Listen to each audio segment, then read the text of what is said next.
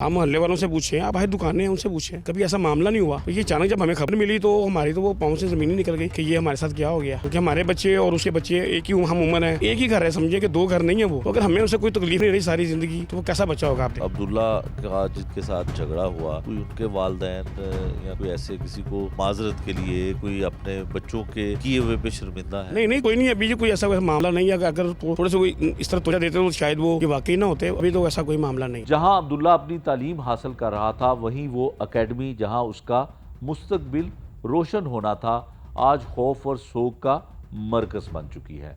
हम गए जाए वकूआ पर और देखा कि वहाँ के लोग, हमसाया और तालिब इल्म सब अपनी आंखों में आंसू लिए बैठे हैं। वो बताते हैं कि ये एक कमसिन बच्चे का बेरहमाना कत्ल था, जिसे बाहर से आए हुए लोग सिर्फ चंद दमों में ख़त्म कर गए। पूरी सोसाइटी आज खौफज़दा है। लोग कहते हैं कि ये वाक़या हमारी हिफाजत और हमारे बच्चों की ज़िंदगियों के लिए एक संगीन इंतबाह है। आइए आपको अहले इलाका की ज़ुबानी सुनवाते हैं। मकतूल अब्दुल्ला के जो अजीज़ो कारब थे, उनकी गुफ्तगू हमने आपको पहले सुनाई। अब हम उस मोहल्ले में, उस जगह पे मौजूद हैं जहाँ पर अब्दुल्ला अपने वालिदैन के साथ रहायश पजीर था और चंद कदमों पे ही वो अकेडमी भी है जहाँ पर वो तालीम हासिल करता था। मोहल्लेदार हैं एक हमारे साथ जो इस वाक़े के बारे में बात करना चाहते हैं। क्या इनके ख़यालात हैं, क्या कहना चाहते हैं, ये इनकी ज़ुबानी सुनते हैं। आपका क्या नाम है? जी, मेरा नाम शाहनवाज़ है जी, और हम जो मकतूल अब्दुल्ला है उसके बिल्कुल साथ वाले हम साए हैं, और हम तकरीबन 12 साल से इकट्ठे ही हैं। और इस लेन में उस वक्त दो ही घर थे, एक हमारा और एक इसका, और ये तकरीबन दो नहीं एक ही घर था। और बच्चा हमारे हाथों में ही उसने ग्रो किया। उसकी जो एजुकेशन है, उसकी तहजीब, उसको जो उसके वालिदैन ने उसको दी हुई थी ना, तो वो हर मोहल्ले में किसी भी आप आरे गहरे को पूछेंगे ना, वो कभी किसी से लड़ा ही नहीं है। कोई झगड़ा होता है, किसी से बदतमीज़ी करता है, किसी को नुकसान पहुंचाता है। आप मोहल्ले वालों से पूछें, आप भाई दुकानें हैं उनसे पूछें, कभी ऐसा मामला नहीं हुआ।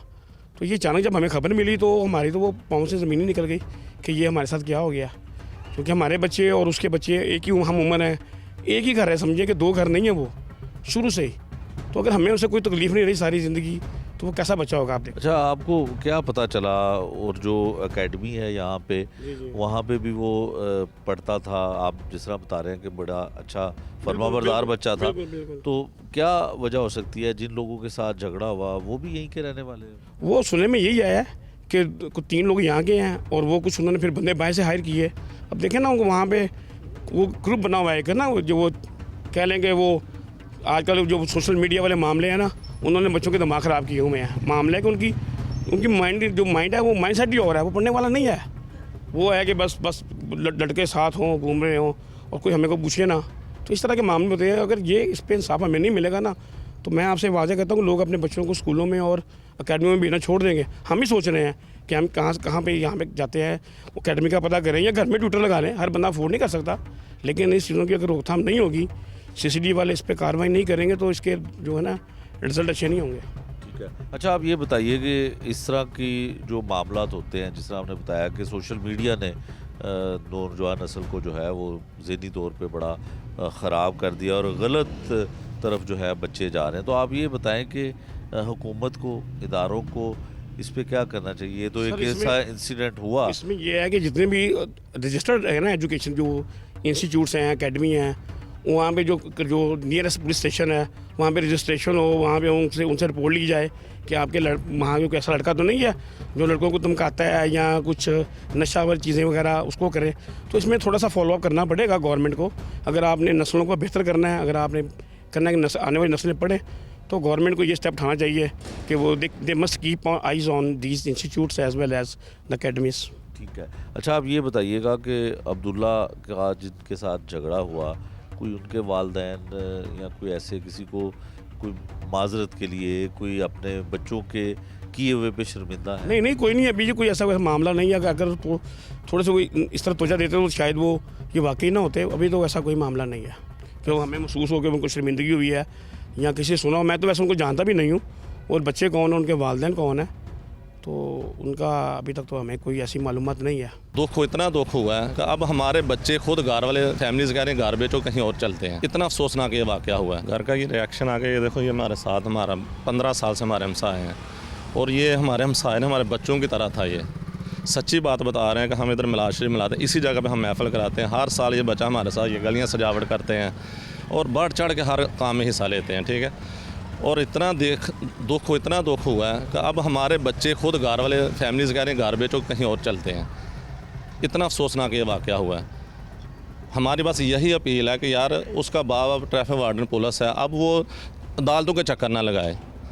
अब उसका बेटा फौत गया, ऊपर से ये ना हो कि वो उसको वकील करना पड़े, वो अदालतों के बार बार चक्कर लगा रहे हैं, कोई मीडिया वाला आ रहा है, कोई वकील आ रहे हैं, ज़ाहिर ये ना, अब उसको इंसाफ मिलना चाहिए। देखो ये जवान बेटा, वो मेरा बेटा था, वो मलिक आसिफ का बेटा, वो मेरा भी बेटा था। इतना दुख हुआ है कि अब हम क्या बताएं कि खाना नहीं, 3 दिन हमारे बच्चों ने यकीन में डिप्रेशन में थे कि अपने नानी के घर चले गए हैं। पूरा मोहल्ला अफसोस में है, अफसोस क्या गम में है, सारा मोहल्ला गम में, पूरी स्कीम गम में है। बस इतनी इल्तिजा है कि यार उनको अब इंसाफ मिलना चाहिए। अब वकीलों और अदालतों के चक्कर में वो इंसाफ ना जाता रहे।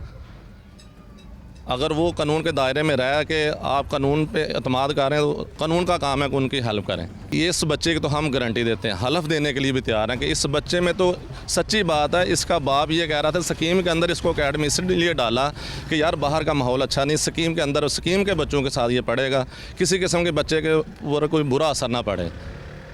ये उसके वालिद ने मुझे खुद बताया कि यार स्कीम के अंदर बच्चों को इसलिए डाला है, यहाँ ये आपको पता साथ उनका गांव है, यहाँ वो इसलिए आए कि यार सेफ माहौल में, अच्छे माहौल में बच्चों को रखें। लेकिन फिर इधर आके बाहर से लोगों ने आके इस स्कीम के अंदर वो बच्चे को ऐसे जान भाग कर दिया, शहीद कर दिया उसको। अब क्या हम कह सकते हैं, रोने के सिवा हमारे पास कुछ नहीं है। बस ये कह सकते हैं कि प्लीज़ CM साहिबा, IG साहब, सब इस आदमी के साथ हेल्प करें। ये बच्चे बचने नहीं चाहिए, जो जुर्मदार है उसको सज़ा मिलनी चाहिए। अगर जुर्म को सज़ा नहीं मिलेगी तो फिर तो ये आपको पता है क्या होता है फिर।